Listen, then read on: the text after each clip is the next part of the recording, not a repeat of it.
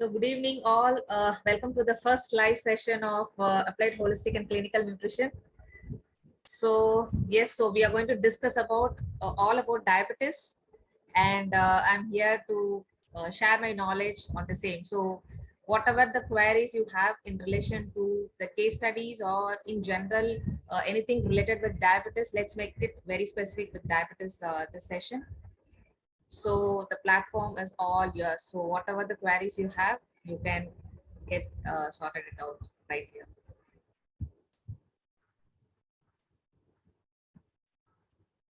So silent. So should you all want me to pick up names in alphabetical order? Angel will be the first person to go. So fine. Yeah, jokes apart. But any questions first? I have. Yes, ma'am. Shikha Bhatia here. Yes, Shika. Just like we know that diabetes, type 1 diabetes, we know the holistic causes behind the diabetes also. But now how to start with the holistic principles? We'll straight away, as a dietitian, we'll straight away start with the nutritional ones. We'll see all the lacunae in their diet, in their interventions, in their activities, in their sleep pattern, anything, everything. We will straight away start with the nutritional ones. But first of all, how to of course, how to pinpoint that particular holistic tool and how to start with it for our clients. I know I'm a bit reluctant because being a holistic nutrition coach, I'm asking this question, but you know, there is a very, very thin line. Once you crossed it, you don't even remember. But for this type 1 case, I haven't crossed that line. So I just want that thin line, how to cross that thin line. Okay, so your question is how to choose the right kind of tools to address the holistic tools? Okay. First, and second, how to start with it for such person who is very much into his or her disease. Right. So the first question, to answer the first question, see, selecting the holistic tools is very subjective. Okay, so in this case, in type 1, that girl is like, as Sarah always says, up till 7 years of age, everything is connected with the parents, so nothing to do with the kid. Okay, but in this case, this girl is 13-year-old, so I have to really work with this girl. But still, since she's a kid, she's a child, definitely I need to work with the parents also. Okay, so these kids, generally kids actually sense the vibrations, right? Whatever the mindset the parents are, the negative vibration, you know, every time, and self-pity, anything, the child can sense it, but she may not be aware at a conscious level, right? So the holistic tools, whatever I applied, is very subjective. So for which we need to really understand the story of the entire family. If it is going to be a kid, you're going to handle. If it is an adult, the story is completely different ball game. So it is only pertaining to that single person. But when it comes to a child, we have to listen to the story of the parents, right? So when you go about with that, once you know that this is the reason that this person is suffering with it, then accordingly you can start giving the tools. So in type 1 case, what I felt is the father he's the only direct connection with the kid, because the kid lost her biological mother. So the father is the one whom I need to really work with. So what happened was, when I started talking to him, as I said in the case study also, the first call itself, he started crying like anything. I never expected that to happen, because what happened was, whenever I used to, try to connect with him, he was always like in the office. So I hardly had chance to talk to him. Trust me, somehow or the other, I had that confidence. I need to do something with him so that I start the healing process for this girl. The moment I started talking, I was able to sense that he is in a victim mode, self-pity mode. So all these things, it is there. So see, once the person is in self-pity and victimized mode, first of all, he needs to um, given an opportunity or the option whether he wants to stay in that mode or he wants to, progress in his life. And in fact, I actually use this technique also, that whatever you're going to do, that is going to actually impact your children's life also. It is not only with that particular girl, but he has got another two kids. So I told him that he has to go with that. So when you go with that kind of a pattern, so what happens is the holistic tools you apply, it spontaneously comes, right? So again, I'm telling you, it could not be just gratitude or acceptance. Even if I could have used forgiveness and other tools also, it would have worked. Okay. The only thing is making them consciously aware what are they doing in the life, what continuously the thought pattern they are in, and what kind of emotions they keep exhibiting majority of the time in a given day. So we have to look at that. So you have to just give little spark or little fire, just shifting their energy, start asking them like, what are the blessings you have. See, nobody can say like my life is full of thorn, right? So everybody has a mix of roses and thorns only. So the moment you start, bring them into that conscious level, then it becomes easy for us to apply any tool for that matter. So as a coach, I personally feel that tools are very subjective, and we can go ahead according to the person in what mode they are in. Okay. And it comes with experience, Shika. Certain things I'm not able to really explain it or express it, but the moment you start listening to your inner voice as a coach, it actually, we always say that gut feeling, so it actually directs you in a right way.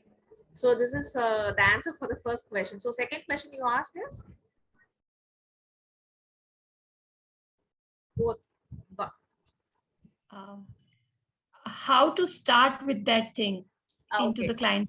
Yeah, see, this actually I learned it from Danya. Okay, so when I started the practice as a coach, it was really challenging to know the personal life of a client. Okay, so first we start with the clinical intervention. So the moment you start with the clinical intervention, somewhere or the other, they will come up with a reason, ma'am, I couldn't do this. That's the point where you need to dive. So what you need to ask them is like, why, what happened? Then they will come up with some reason, and you keep on putting the question why until there is no answer beyond that.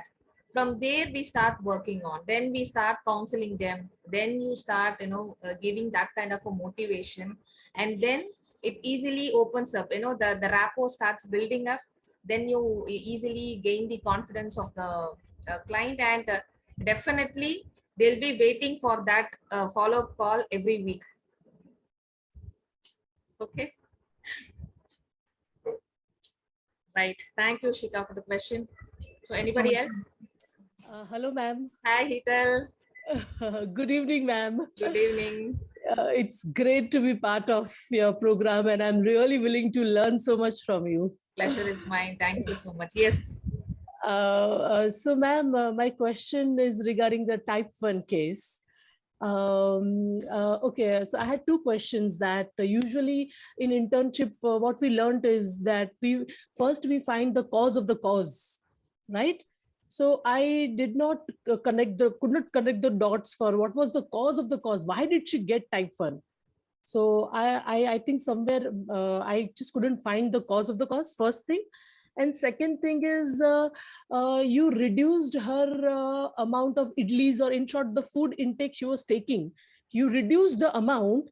Despite of that, she gained 5 kgs.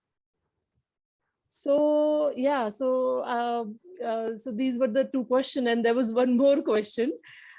Usually with type 1 clients, type 1 patients, or any sort of autoimmune patient, is there something common do you find some common tools or some common their misconception, or I don't know how to put it, something, is there something common in all of them?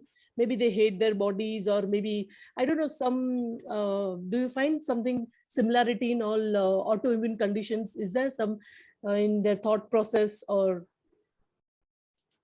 Okay, so first I will answer one by one. So you asked me cause of the cause for the girl suffering with type 1. Okay, so first thing we have to find out the onset of the disease. So this girl, she was diagnosed as type 1 at the age of 3. So I already said, Sir always says that if the child is less than 7 years, everything is connected with the parents, nothing to do with the kid. Okay. So in this case, it is not with the child, not with the girl, but it is with the father. Okay. So father manifested. Exactly. Not manifested. See, I don't know how many of you really believe in previous birth and other stuffs, but this is how it works. Okay. So cause of the cause, to be very honest, even I don't know, because I didn't work with much with the father, because this girl got diagnosed at the age of 3. Okay. So as of now, I don't know the reason, the cause of the cause for this girl's thing, but everything is connected with the father. So this is one. And the second question is the idlis. See, it is very simple clinical aspect, Hital. The moment the body is utilizing the, what's it, the glucose. Glucose. Yeah. Okay, the moment the cells are happy, it is filled with the glucose, automatically your appetite starts getting regulated, right? Because So ma'am, you mentioned, so sorry to interrupt you, you mentioned somewhere that the girl, she was already very happy before even you consulted her. When you asked her to write down about gratitude, she already came up with, wonderful thing. That means her state of mind was very positive even before consulting you. correct. Yeah, so I didn't Absolutely. understand why the body was not utilizing glucose then. See, that's what, because when it comes to the physical body, we have to go both, we have to balance both holistic and the clinical thing. Okay, so everything doesn't go with holistic completely, because see, for that I need to be a really an expert in terms of coaching a client. At the same time, the client has to be to that level, like they have to understand what I'm trying to communicate.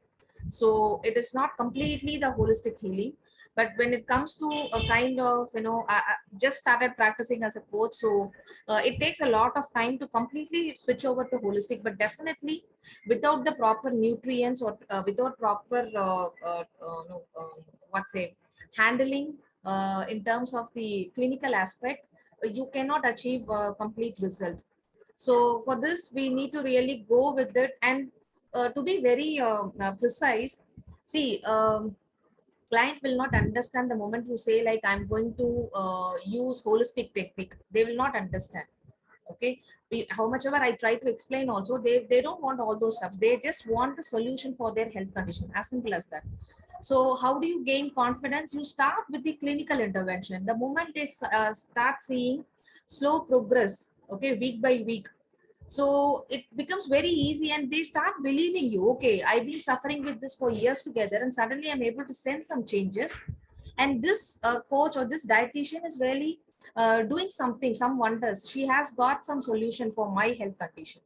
And then the holistic aspect comes in. I generally push in the holistic tools maybe in the 6th or 7th week of my consultation. Till then, I go only with clinical aspect. Or it could be subjective. Sometimes they come up with some reason like, ma'am, I couldn't follow. Then I jump into holistic. Otherwise, I just go with the clinical aspect only.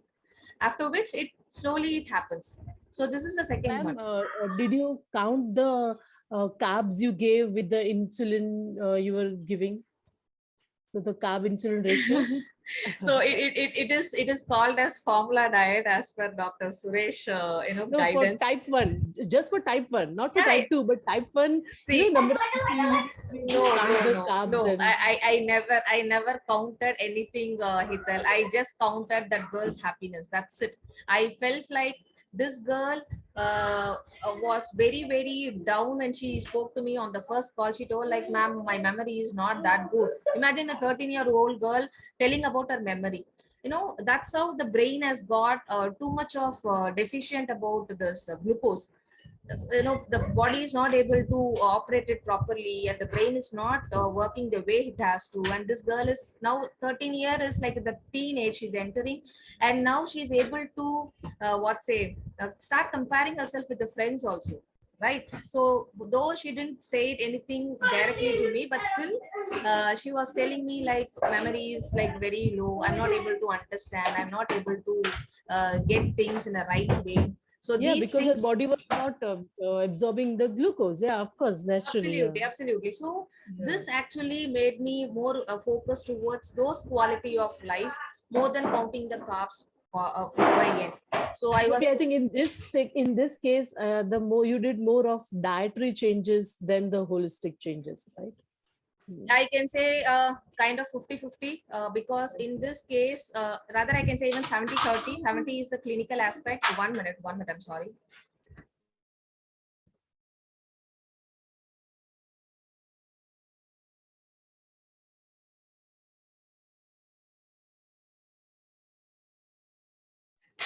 Sorry about it. So the thing is like, this girl, when I saw the challenges, the insulin part or the duration between the meal and the insulin, so everything, I felt like this is the scope for me to work. And slowly when I started focusing on these things, the changes started happening. And very easily, the entire family started trusting me. And that gave me more and more confidence, and that created more of rapport with the family. So I never counted any carbs, but all that I needed was that that girl has to feel really good for what she's eating, because all these days she was suffering with it. I mean, she couldn't enjoy her life even though she's eating so much, but still the food wasn't doing what it has to do inside the body. So I was just focusing on these things. And coming to the common things, what I observe in autoimmune is not exactly, see, this is one type one I've just addressed. And in general it is like, 1 minute, I'm sorry, I'm very sorry.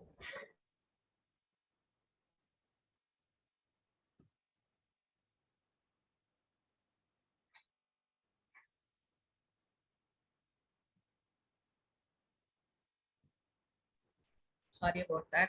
My kids are It's like okay, just running in absolutely. front of me. They are distracting me like anything. They're Okay. celebrating life, ma'am. Right. And in terms of autoimmune, as a holistic coach, what I feel personally is, see, autoimmune is what? It is actually self-destruction. I mean, the body, by mistake, it is attacking its own cells. And for me, as a coach, I feel like some kind of a self-love is missing. Self-hatred, I can say, rather. That's what I feel whenever I hear about any stories. I feel like, that self-love is not there. It is completely absent, and they don't even love themselves. Some kind of hatred is there. That's how the autoimmune generally get manifested in the body. This is what I feel. But not exactly, but still, this is my understanding if it is an autoimmune disease. Mhm. Okay, ma'am.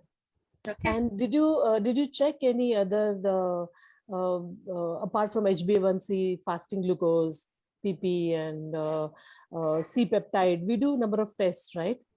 So So are you asking in pertaining to this type 1 case? yeah, type 1. Yeah, type. Okay. See, I already told you this girl is from a tribal community. Okay. Acha, right. You can even you would have even noticed I didn't even mention HbA1c because they Yeah, couldn't do. exactly. I nowhere I saw. So I couldn't get the HbA1c done because that girl is from a very poor background, and all that things are happening through NGO for this girl, and they are getting the insulin from the government hospital. And they can hardly do, even I say, a father has to take leave for 1 day. He has to, sacrifice his 1 day wage because he's a daily wager, and he is not able to take her to the hospital for the blood test. So all that they have is the glucometer. So every now and then I was able to tell them to check it. That's it. So, ma'am, the right time to inject insulin is 30 minutes prior to meal, or I don't get you. the right time to inject insulin is 30 minutes prior to meals. It depends. There are so many insulin, right? Fast, rapid acting, basal, slow acting. So it depends again. So I just went with the doctor's thing because, as I told you, this was the first case. I completely forgot the insulin rapid acting or slow acting. So I just called up the doctor. He told like it is 30 minutes. That's what we have prescribed this girl. So then I just confirmed it. Then I was shocked to know that this girl wasn't given that 30 minutes I time. know. Oh. So yeah, that gave me a lot of scope to work. Wonderful, ma'am. Wonderful. Thank you so much. Thank you, Peter. Hello, Revati. This is Manisha. Yeah, hi, Manisha. How are you, Revati? Congratulations, Revati, first of all, for achieving such a, this little girl. You helped her a lot, really. Congratulations. So my question is, since how long this girl is with you? Sorry, I don't get you. How long she's been with me? Yes, yes. Okay. She was with me for 3 months. Okay. And post that also, I was actually trying to communicate, but almost like 4 to 5 months, I was able to handhold her. After which, her mother's phone broke, so I couldn't get connect with this girl. So Sundays I was able to talk to her. But this case study was completely for 3 months. This is the output of 3 months. Post which I was still working for 2 more months with that girl. Post which I lost the connect with that girl. But when I spoke to her father, almost like 3 months back, he told like she's doing good, she's able to maintain the weight, but again they have started missing the dosage of insulin. So I just reinforce that, don't do that. These people, they just ignore the dose of insulin, especially the lunch, because after the lockdown, the school started reopening and reopened, and they are not able to give the insulin to this girl. That's a challenge they are facing right now, after which I couldn't get connect with them. Otherwise I could have find out the other way around, how to continue the insulin dosage in the lunch period. So this girl is missing that lunch dosage. So that means they are no longer connected to you, means further interventions, nothing is going on. How will this girl completely recover in that case? Means you worked with her for 3 months. You've given all the holistic tools, intervention, you healed her, but she is half healed, right? Not completely out of it. So are you doing anything to completely help her out of this type 1 diabetes? See, definitely there are a lot of chances that we can get down the insulin drastically down, because imagine a 33 kg weighing 13-year-old girl is been taking 60 units of insulin, which was a shock to me. So as you said, if given a chance, if I'm able to again connect with that girl, definitely the insulin requirement can be reduced in a very drastic way. But the thing is, like, they require continuous education. So I always believe in that. Education is the one which is going to really handhold them, make them independent. So the moment you disconnect from the client has to able to sustain their result. Only then, as a coach, we all succeed. Otherwise, it is like somewhere it is half done. So it is always not only again going with the quantity, it is not only reducing the units of insulin, but also considering the other aspect, whether this girl is again having some foggy brain, or is she sleeping properly, or is she able to maintain the energy levels. All these things also matters. So when I spoke to the father, he told like everything else is being taken care of, she is doing good, but except for this lunch sugar. So my concern is, if it is like going to continue for some more months, then probably she might get back to square one, for which I need to work with. It's a challenge for me to actually get connect with the family, still trying to connect with them. And one more question, Revati, especially in type 1 diabetes, do you think past life regression, that tool works here? Because they are too small. Here, the child is 13 years. So she is very supportive as well, right? She was understanding, she was following you completely. But a smaller child or somebody who is too young, to understand even this concept. So, how would you have, in that case, what would have been your approach? How would you have dealt with such a child, who is just 7, 8, doesn't understand anything? See, in that case, it is absolutely we have to counsel the parents, not the kid at all. Because the parents who feel for the kid, they have to actually undergo what you told as PLR, and we have to really make them understand, and we need to really find out whether they believe in all such things, whether they believe in many births and other stuff. And if that could have been the case, then definitely the counseling would be focusing on the parents, not on the kid. Kid, definitely, see, that kid is not suffering, as Sir always says. The person who's coming and seeking help, only that person has to be treated. So the 7-year or 6-year will not come to a dietitian or a coach asking for help. They are Right. happy. They are happily eating chocolates, cakes, ice creams, everything. All the tension and pressure is for the parents. So Yes. parents has to be counseled a lot, especially holistically.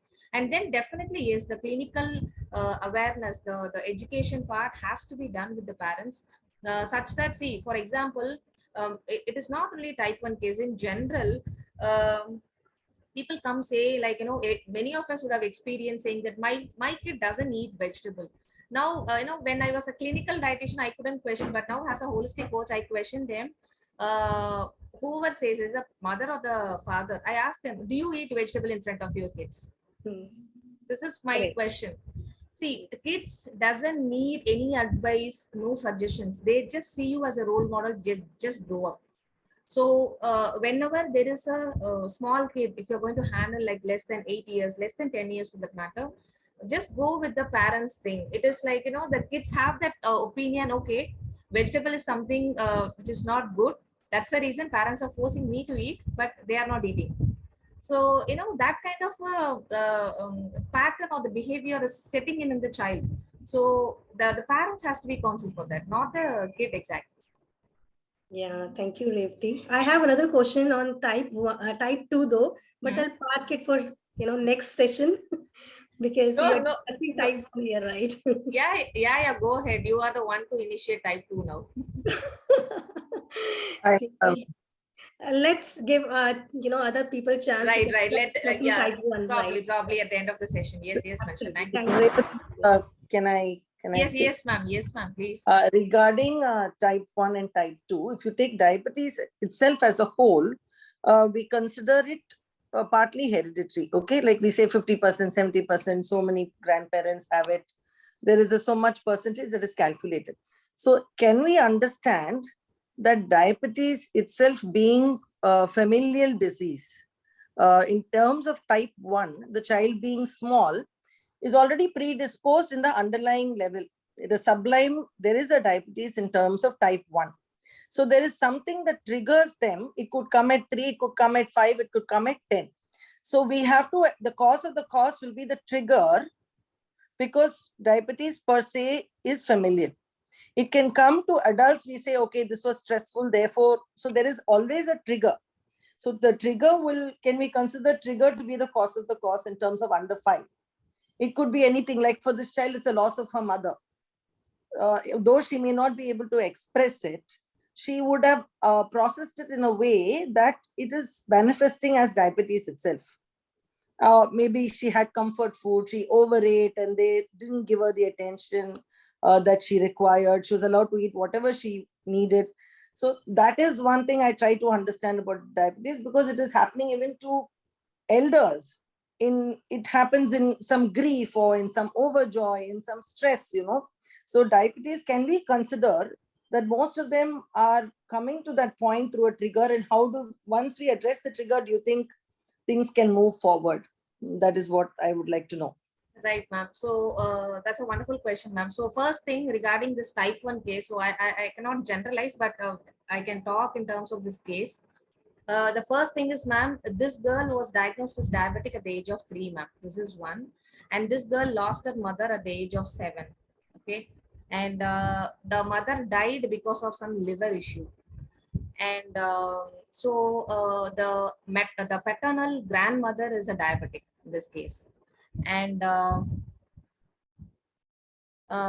so yes, we do see that this has a genetic predisposition, and we name it that way. But for me as a holistic coach, it is all about the person who's pregnant, the woman who's pregnant.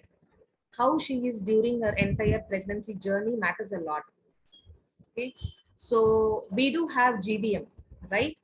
A mother who becomes diabetic during a pregnancy, but not all the infants born with to those mother become a type 1 diabetes. If we can talk in a way that it could be genetic, or because what say the infant, I mean the baby when it is inside the mother's womb, that time itself the mother is diabetic.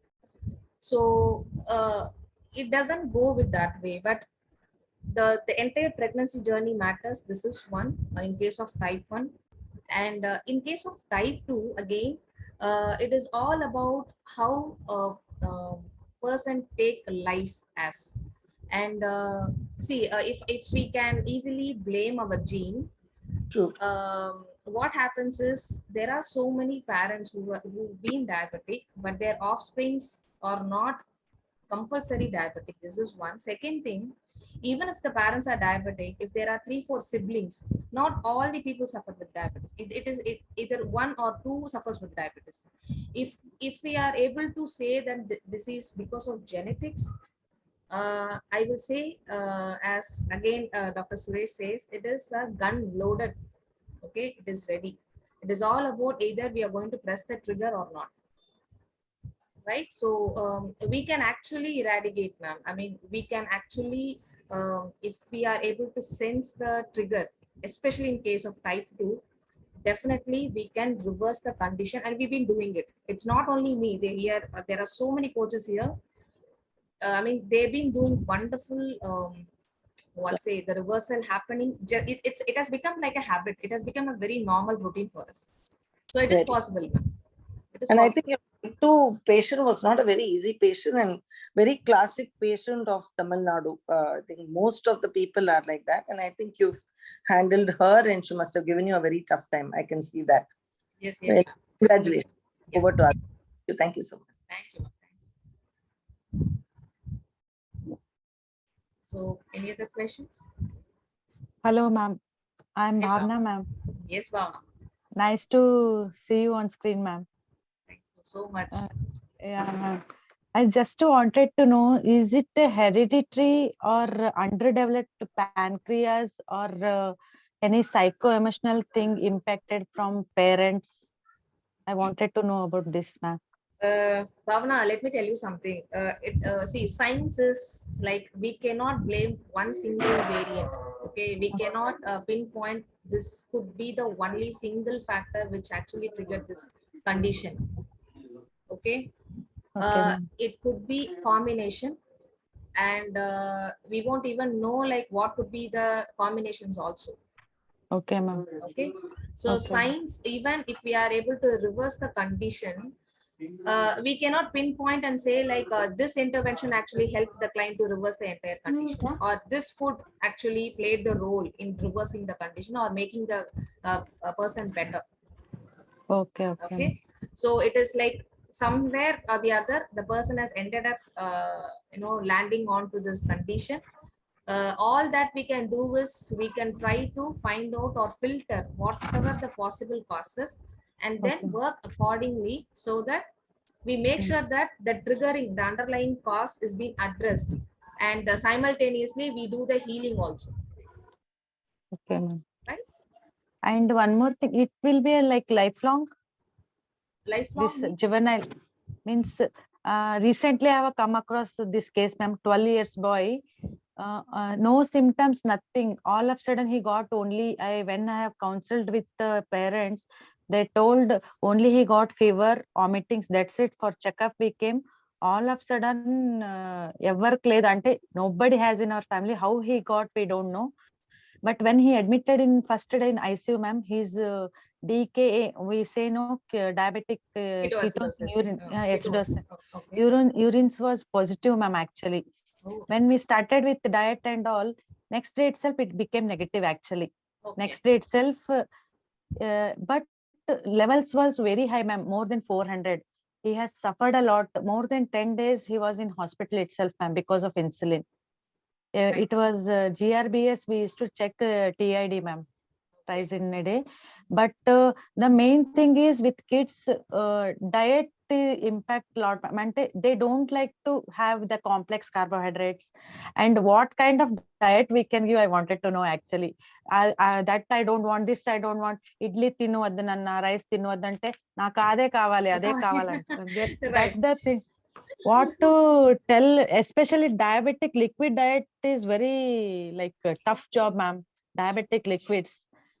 And other than that, kids can take, it's too much difficult to give. So what diet we can give in that sense, I wanted to know actually. See, in this case, first of all, continuous education is that plays a crucial role when it comes to counseling the kid, because since you told that kid is 12-year-old, nowadays kids are like very very matured and smart, you know. But I'll tell you the actual truth: the kids will listen. The problem is with the parents. Okay, so they keep on expressing their their disappointment that their kid has ended up having this type 1 diabetes, right? First thing is like counsel the parents to accept the situation. This is first thing they have to do. No other go, they have to. They cannot resist. No, I cannot accept my kid is diabetic. It cannot be done. It is initiated, but the thing is like all we need to do is like we have to counsel the parents to accept the situation. This is one. And change their mindset. This is the challenge for their entire life. Okay, they have to go through it. And the third thing is like coming to the child. See, again, I'm telling you, even this case study, I never stopped rice or I never stopped idli dosa. Okay, all that we need to do is make the kid happy. But the trick here is never connect the happiness with the food, you know. And this 12-year-old and all, it is very easy for them to divert their happiness. I mean, you can start talking about their favorite sport or favorite hobby or whatever, what makes them happy. Ask them to list out that, try to Okay. divert them, and then start working on the food part. Then that becomes really easy, because you become a favorite person for that kid. Whether that kid listens to the parents or not, he will definitely listen to you, because he knows that okay, this auntie, if I go to her, she's going to talk all my favorite topics. Okay, ma'am. Right? That kind of a rapport we have to build it. But at last, when he was getting discharged, he was very happy, ma'am. He was kissing her mother. It was so heart touching, ma'am. He was happy while discharged, but still follow up was there. But they didn't approach me after follow up. It was post Dasara actually. So need to talk to them. I want to know major part diet.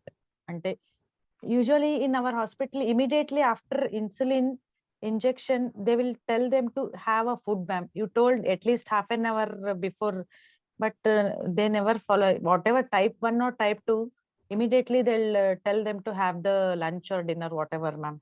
Is Right.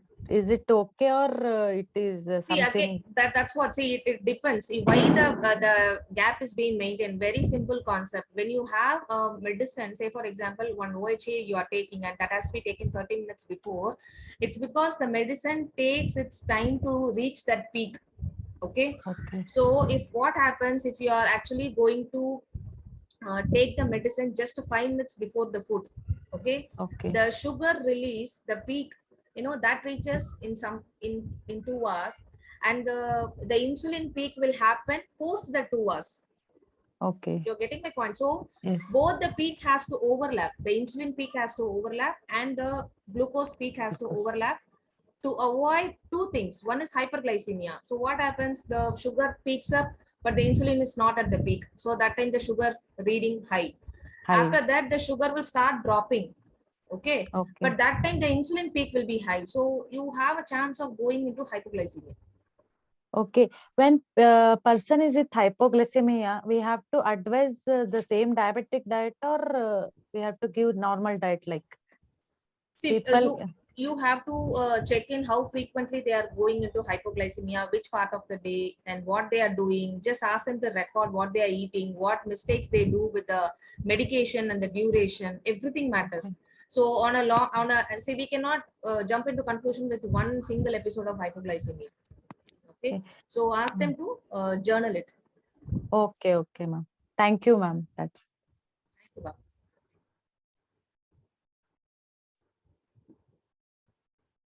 Any other questions?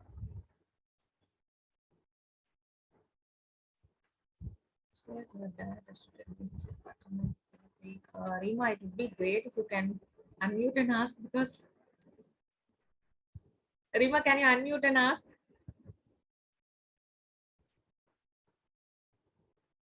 So many questions in the chat.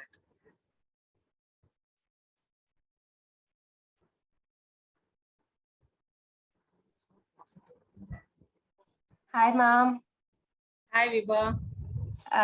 Ma'am, generally doctor never tells that which medicine has to take before meal, or how much gap need to be between medicine and the meal. So what are the criteria to know about medicine? Because generally we don't know more about medicines, like when to take, when not to take. What are the gap we need to take care of? Right, Vibha. So, Vibha, what you need to do is first ask the prescription from your client. Okay. Note down all the medications they are taking, and Okay. visit 1mg.com. So, this was introduced to me by Neelam, one of the coach. And Okay, ma'am. so, 1mg.com is a website where you type in the name of the medicine.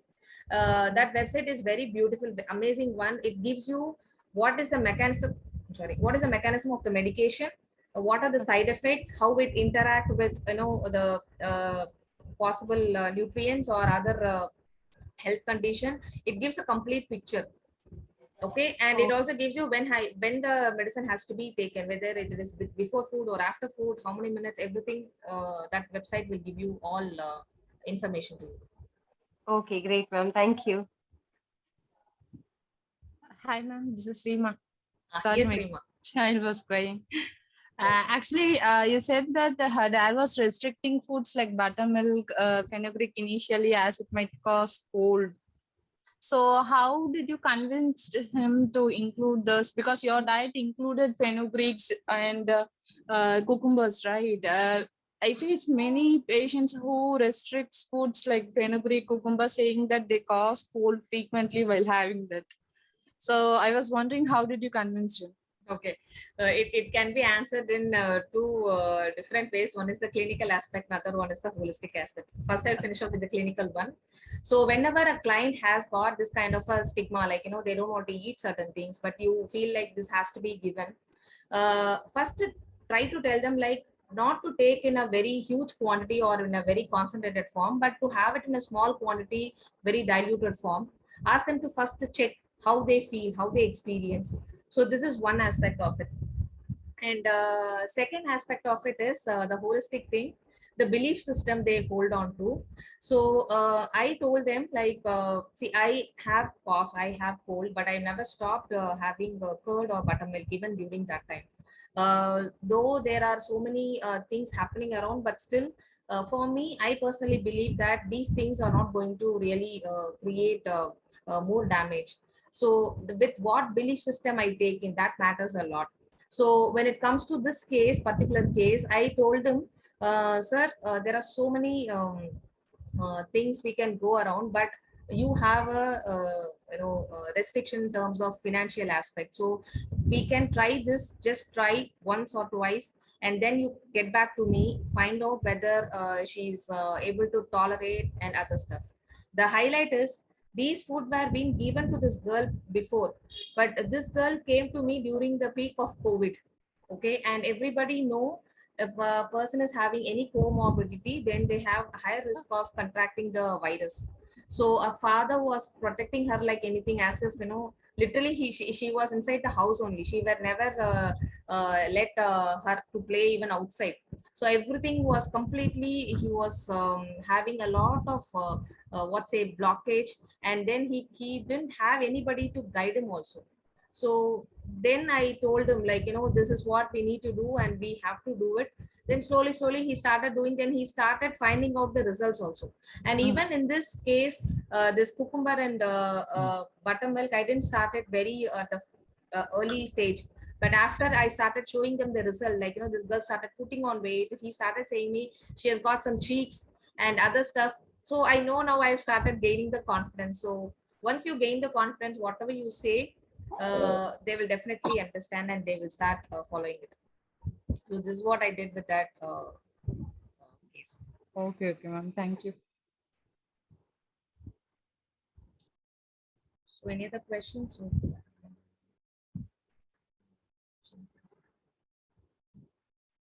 So Purnima's asked, like, when the client is not positive, when they are in negative things, on that time, how we have to change them by our positive. Okay, so Purnima, to answer this question, so if see, obviously when a client comes to you, he or she is not in such a, what's a very high vibe and all. They are coming to us because they are suffering with some kind of a pain, and of course they will be in the negative thing, because what happens is, many a times when they come to the dietitian, they would have tried all the possible solutions, and everything would have went in vain, and finally they'll come to us. So that time they would have lost hope, and they hardly have some confidence in terms of consulting a dietitian and other stuff. But as a professional, what we need to do is, like, first of all, we need to have that confidence, like, I can handle this client. Definitely this client is going to get a better solution or the apt solution for his or her health condition. It is more about the energy what we transfer, more than in terms of counseling, the clinical aspect. But it is all about the confidence we have. So it is all about just manipulating certain things, Purnima. It is all about talking them, ask them, like, when was their last happy moment where they were really happy, or talk something about their favorite things. Immediately there will be a slight shift in their the energy level. Then you start talking to them, then they will definitely get adapted and they will start talking to you in a positive way, and definitely we can make them listen to us the moment you create that rapport. So both type 1 and type 2, any specific benefits of suggesting cucumber? Aparna ma'am, it is suggesting cucumber is all about, we all know that it is very good in fiber, water content. It could fill the tummy very well. Calorie wise, it is very less, and carbs wise, of course, we can say negligible. So definitely we can suggest cucumber as an option, but not every single day. It could not fit into the regular diet pattern. But yeah, we can give them cucumber for any type 1 or type 2. That's absolutely fine. Okay, so any other questions?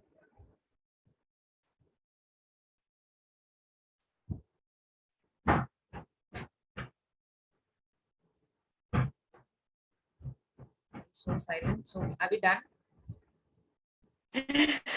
Revati, Yes, Shweta. can we recommend bottle guard instead of cucumber? Cucumber? Instead of cucumber, can we recommend a bottle guard? Some clients.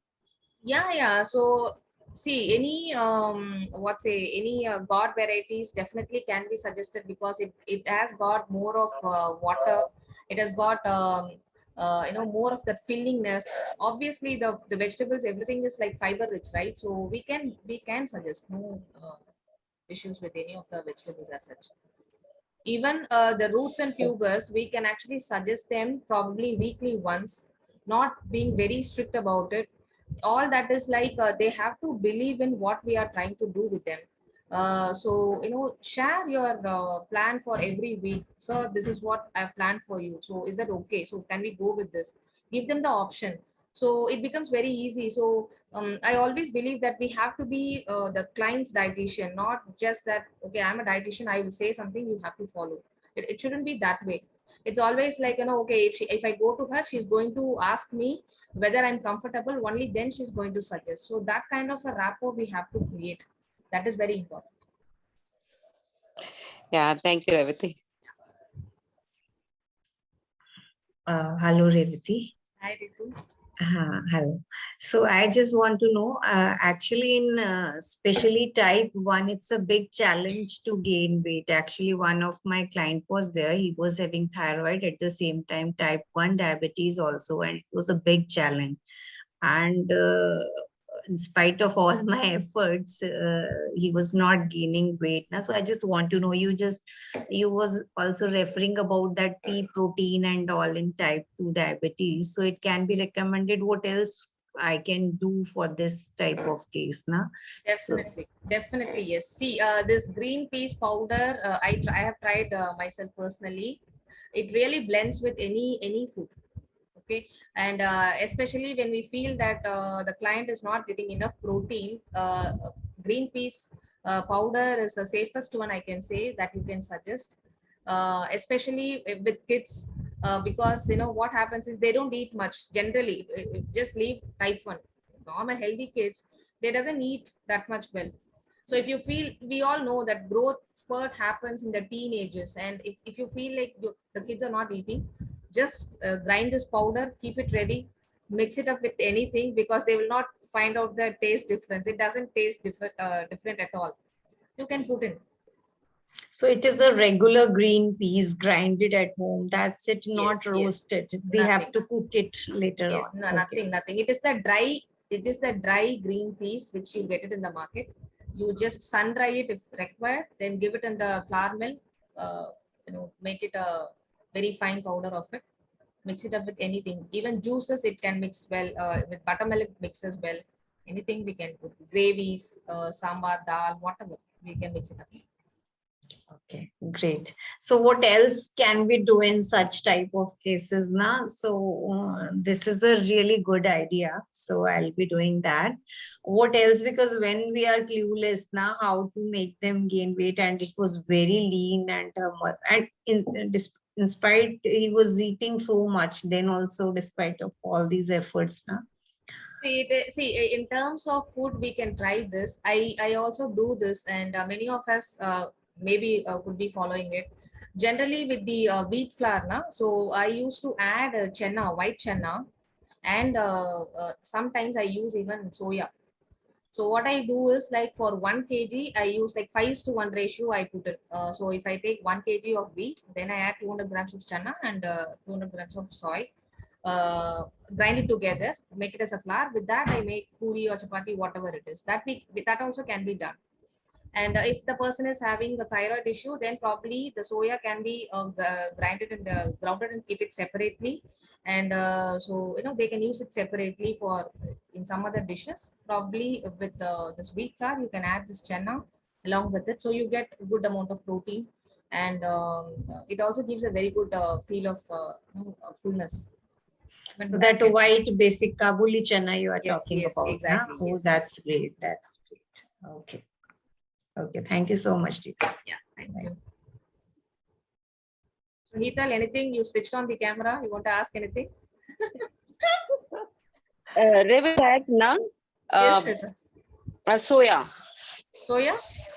Soya can take thyroid patient. No. That's what I'm telling. If anybody is suffering with thyroid issues, then you cannot mix that soya with the wheat flour.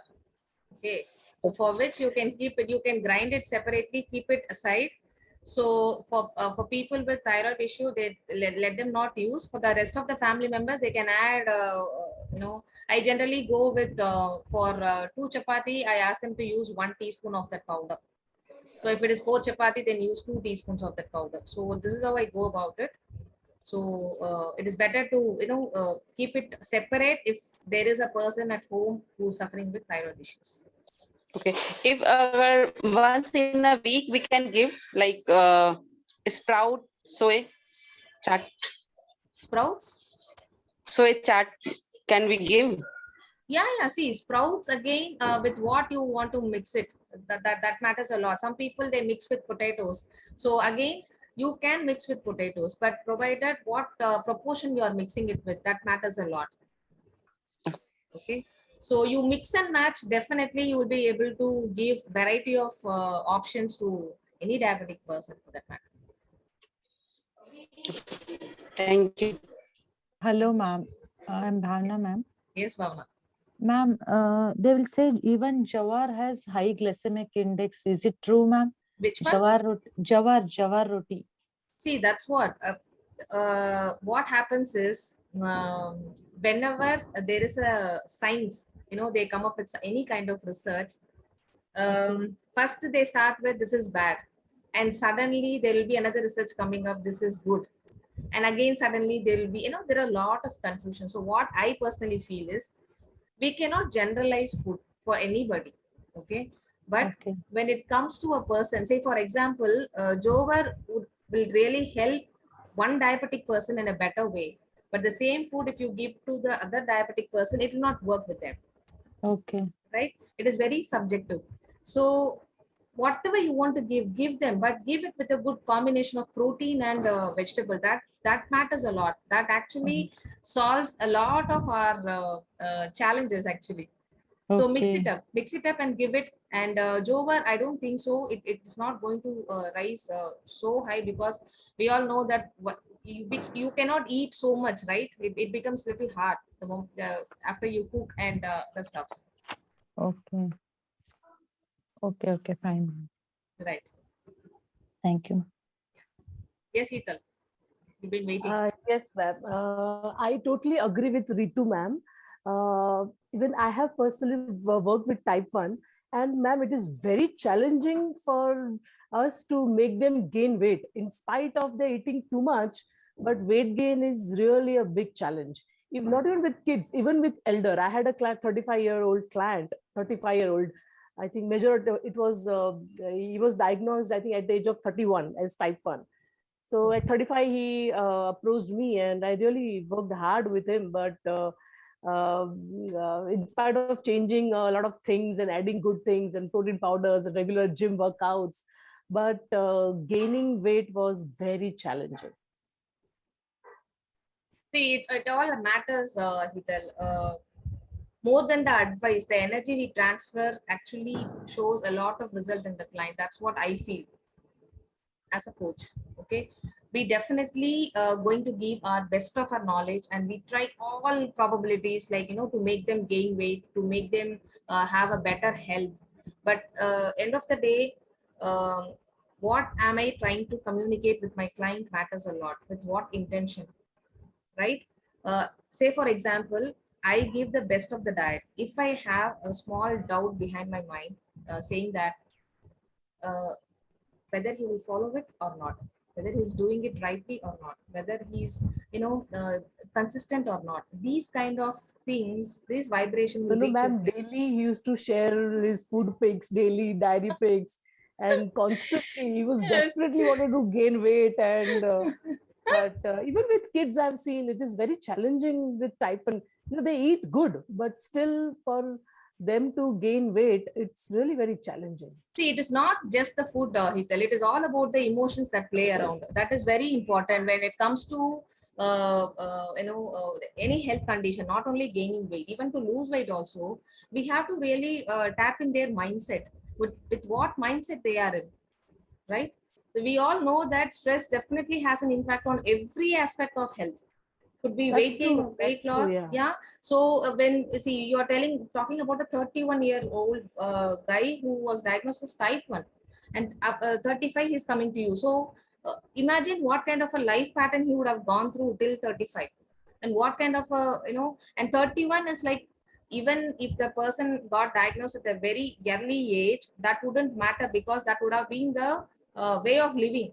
But imagine suddenly 31, he's been given instruction that he has to inject himself every now and then. At 31, he was diagnosed as type 2. Then he came to me. I sent it to some better doctor. He got the other test done. Then he came to know that he's actually type 1. See, that's what. See, it could be a very big blow for him, right? Very big blow for him. So the stress level matters a lot. See, every client has their own story.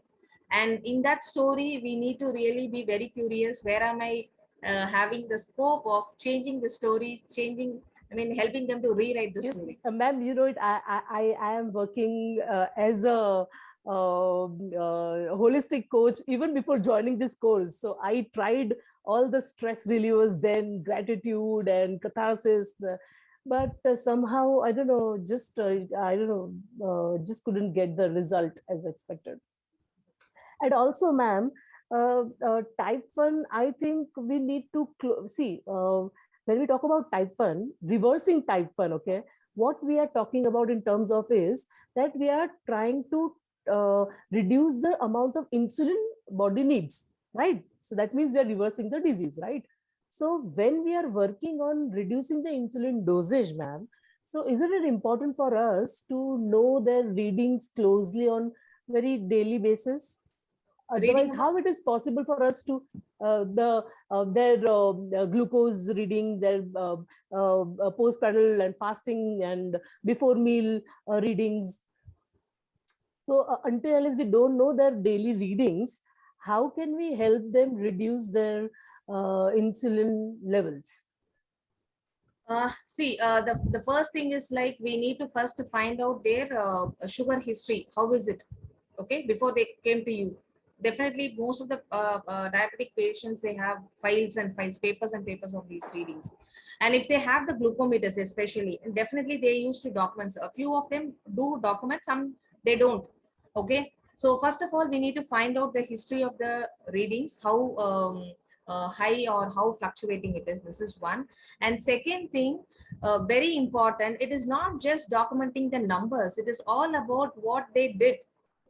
Okay, so if for example, I always suggest my clients to do this. They used to write before meal the reading, after meal the reading, and what they had exactly. That meal also I ask them to write it. Okay, and if I feel that the pre-dinner sugar is high, okay, then I ask them what did they had prior to that. So, see, there has to be more of Yeah, so type intense. 1 needs little close monitoring, right? I just wanted that little close See, monitoring. that need not be every day they have to check it, right? Every day, I never ask this girl to check it. I ask this girl to check only thrice a week. One in the morning, fasting and PP. One in the lunch, before lunch and after lunch, and one dinner. That's it. See, I will tell you one more thing. Asking them to check the reading every now and then itself will cause the stress. Okay, so I tell them, like, believe in yourself that the sugar is actually dropping. Don't do very some people are like that. They go for the feast or some function, immediately they go back and they check. Unnecessarily they want to just, they anyway they have taken sweets, they know that the sugar is going to be high, then why you want to check that time? Just leave it. You enjoy the food, be out of guilt, get back on track from the next day. That's it. I go with that.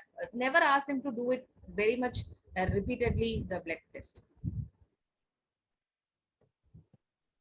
Ma'am, Oh, okay. ma'am, I have one query, ma'am. Yes, Bhavana. If person is obese related to type 2 diabetes, can we advise intermittent diet for them?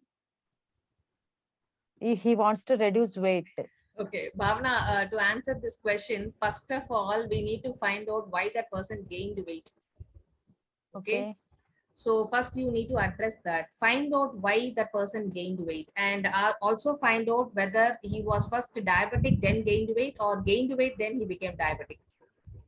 Almost, I have come across many clients like that, ma'am.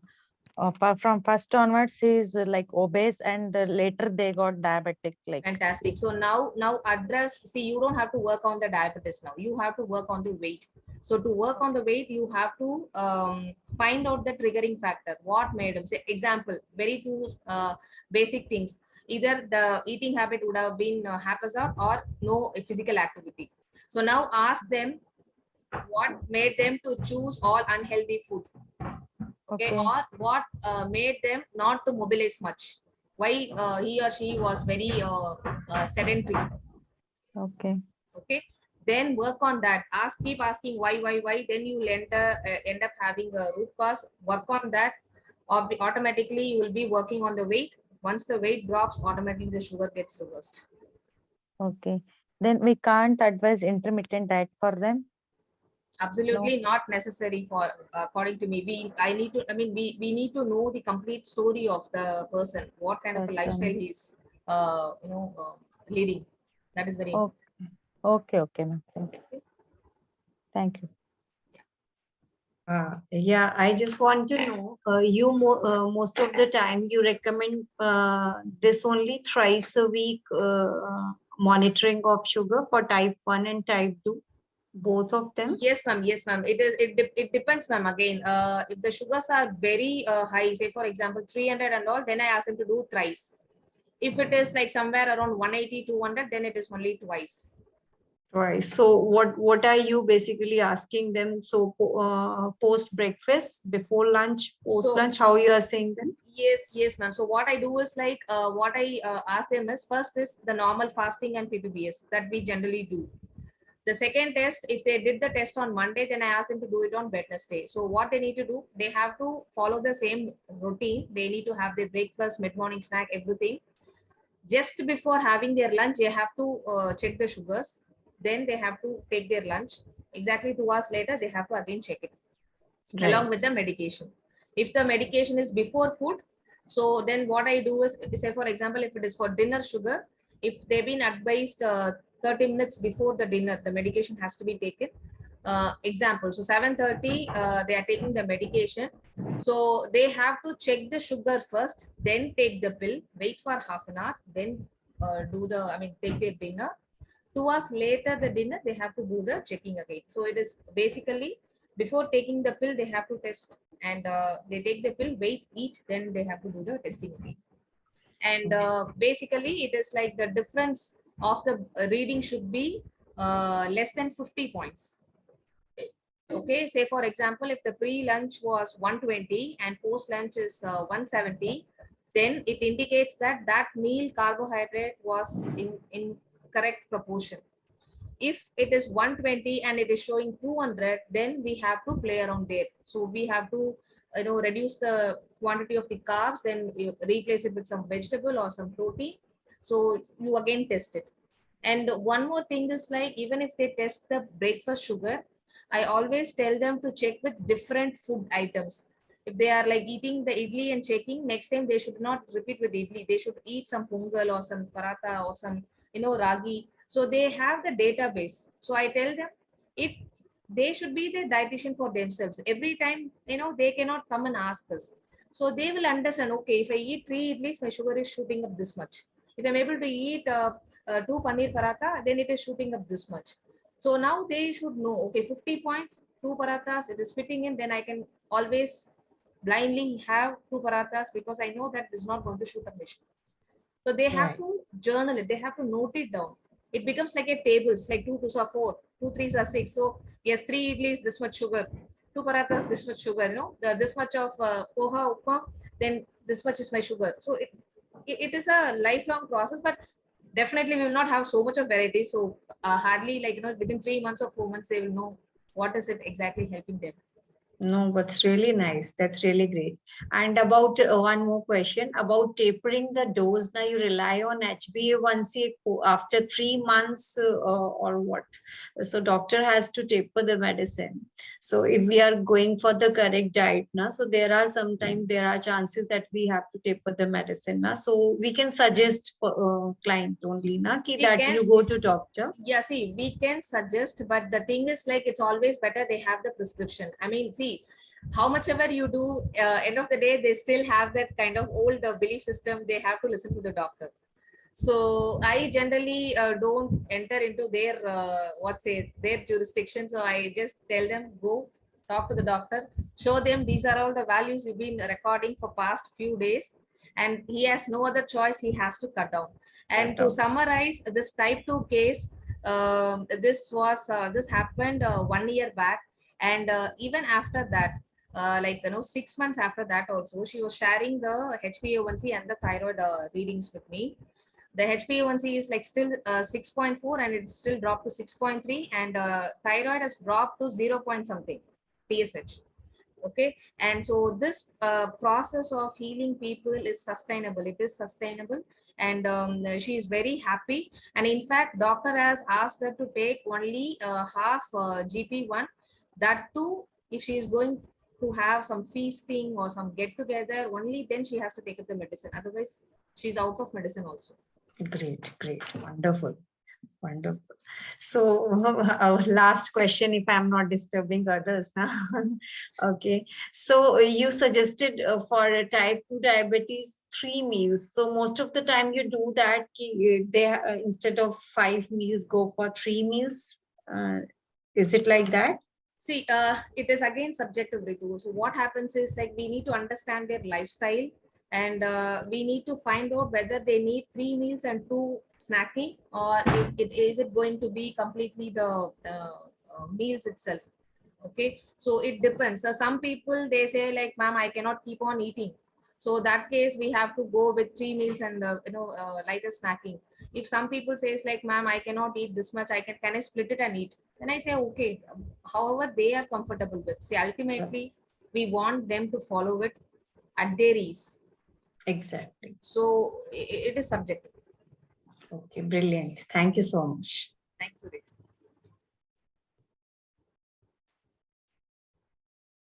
So fine. So we are like 1 hour past 10 minutes. So I started at 9:35. Sorry, 8:35. So it is 9:45. Are we done? So shall we call off for the day? Ethel, you don't want to? I know. My kids are banging at the door. I just locked myself inside. Okay, ma'am, because- one last very inspiring story I would like to share here. Very inspiring. Okay, ma'am, just 2 months ago, one of my very good friends, she called me and she cried literally over phone that her 7-year-old was diagnosed at type 1, and she was crying and crying and crying. She felt that her daughter cannot be disabled, and she felt as if it is she's disabled now, and injecting insulin is something really very bad, and it is for lifetime. I cannot take it. I don't want my daughter to take insulin for lifetime. And so I just calmed her down, and I just told her insulin is good for her. And she was so firm that I'm not going to give my daughter insulin at any cost. And so I just explained her everything. No, it's not, it's really good, and it is, if we are helping, insulin is actually helping your daughter live the best life. But she called me, I think that time her HbA1c was 11.6 when she called me 2 months ago. And I think 15 days ago, she called me. And that time her daughter's insulin, they were giving, I think 30 units a day. Just in 1.5 months, her daughter is given only 2 units of insulin, and her HbA1c in just 1.5 months dropped from 12.6 to around 7.8 or something. Wow, amazing. It is possible. That's It what is, he yeah. says. So if the mother is so determined and so firm, anything is possible. That's amazing. That's a wonderful share, Hital. See, these kind of sharings give us confidence that yes, diet do work. It is possible. Exactly. It is right. possible. So firm. Her mother is so firm. I'm going to create the history in science, and I'm going to tell the world that it is possible to put your daughters or kids off insulin, live a healthy life. Definitely. See, these things has to, go viral in social media. That's what I feel. We dietitian, we always feel very, not that confident, even sharing our own client results. How many of us really do, right? So it is all about our confidence. The more you share, people start turning around. Okay, dietitian, all these days, dietitian means only weight loss. Now they will understand, okay, it is not only weight loss, it is beyond that. Okay, and we as a community has to do that. Yes, ma'am. That's wonderful, Hital. Thank you so much. I'm sure that you would have inspired a lot of people over here, and definitely all our confidence are boosting up like anything. And I wish all of you share certain things like this, 1 or 2 liners about your clients' success story, so that we start exchanging that energy, and we really grow stronger, broader, and wider. Okay. Fine. So with that note, I will close today's session. I know, but still it is like the time is going beyond. So let's catch up next week, same time. Okay. Thank you so much. I'm just calling for the day. Okay. Thank you. Bye. Thank you so much, David.